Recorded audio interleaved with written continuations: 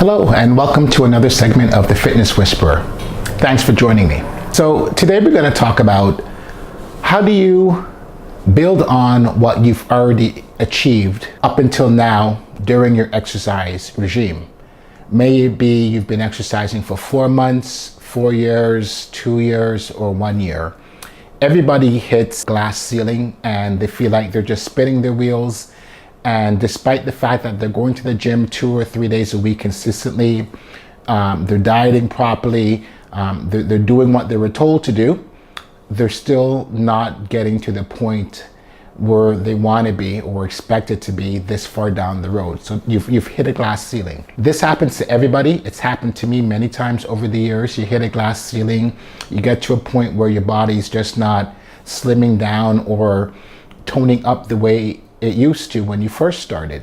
And there's many reasons for that. Hopefully the information I provide you today will help you get back on the bandwagon, stay focused, and continue to move forward. Because really, the only way you're going to get to the point where you want to be physically is if you just stay consistent, even when the times are looking grim and you know the times where you feel like you're not achieving anything. That's the premise of this video. It's going to be a fairly short one, but I'll try to hit some points, try to provide some information and advice, and hopefully that will help you guys out there, get to the next level.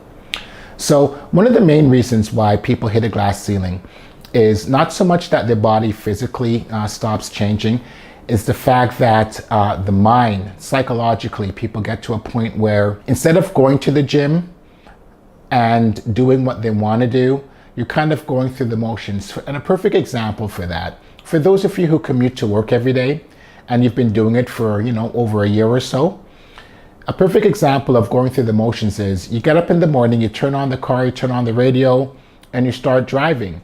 And sometimes because you've done this trek so many times, you just kind of go into autopilot.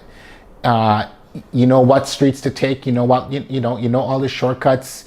You just don't have to really think about it too much because you've done it so many times. It's in your subconscious, so it's a routine that you don't have to think about. The point I'm trying to make to that when it comes to exercising is that people start to exercise and they get into a routine of doing the same kind of exercise over and over again. Now, don't get me wrong. I do know that there are very many options out there, and I know myself personally from the clients that I work with, they do try new things. They ask me, "What do you think about XYZ exercise? It's this new thing now," or TRX, for example, is this new thing. And there's nothing wrong with all these new exercises. I think what happens is a lot of people start these new routines. They figure out what they like, what they feel comfortable with, and they stick to that particular type of regimen, which is fine. Like I've said in my previous videos, it takes a good 16 weeks, 4 months for the body to react to any kind of exercise that you're doing. So if you do start a new exercise and you've been at it for 4 months, I'm sure within that time period you've seen some change. But if you've been at it for a little bit longer, bearing in mind, of course, that you've been doing the same routine over and over again for a little bit longer than 4 months, you really eventually hit a glass ceiling. So try to change it up, change up the routine. If you do have a routine that you've liked and it's served you well over the short term or even over the long term, what I would recommend for you to do is whatever weight you are at. Now, if your goal when you started to exercise was to lose weight and to gain lean muscle mass, fine. So I'll just speak to that. So if you've been doing the same routine and it's been serving you well, drop the weight by about 5 pounds. Now, it's probably not going to feel very challenging to you, but do this. Drop it by 5 pounds.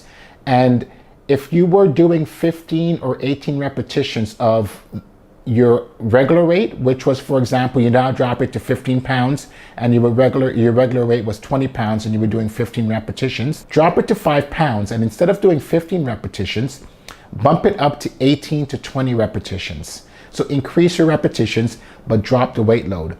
Now, 2 things are going to happen. Your muscles are going to definitely react to it. As much as you think this weight is light and it's nothing for you because you've built yourself up past that, you will feel it. And the next day or so, delayed onset muscle soreness. Now, for those of you who don't know what that is, delayed onset muscle soreness is when your muscles get sore a day or 2 after you've been exercising from the lactic acid buildup, right? So you've teared your muscle fibers they're sore, you've built up some lactic acid. And then, I mean, we've all felt it, I'm sure. If you've been exercising long enough, we've all felt this delayed onset muscle soreness.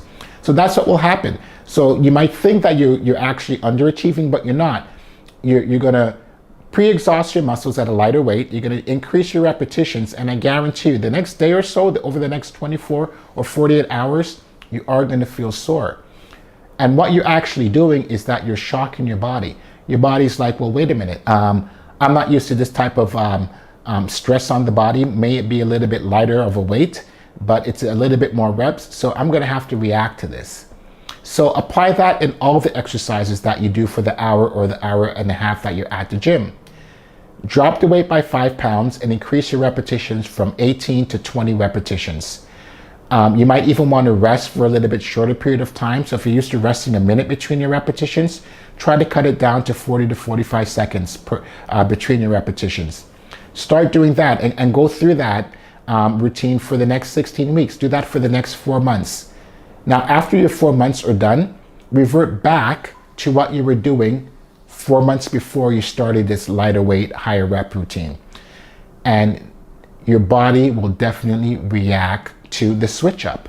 So that's a very easy, straightforward way of igniting your motivation, waking up your body again, and actually seeing some results. So it's a win-win situation. Those are for the people who want to lose weight and build lean muscle mass. So that's a great way to do that. For the people out there who want to build muscle and get strong, the same thing applies.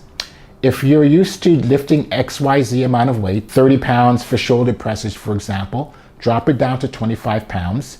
If your maximum repetition is 6 or 8, bring your repetitions up to 8 or 10 repetitions. So you're going to do a little bit more.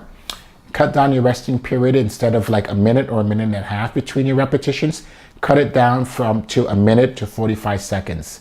Continue with that rate routine for the next 16 weeks, 4 months. After that 4-month period happens or comes and goes, revert back to what you were doing 4 months prior, okay?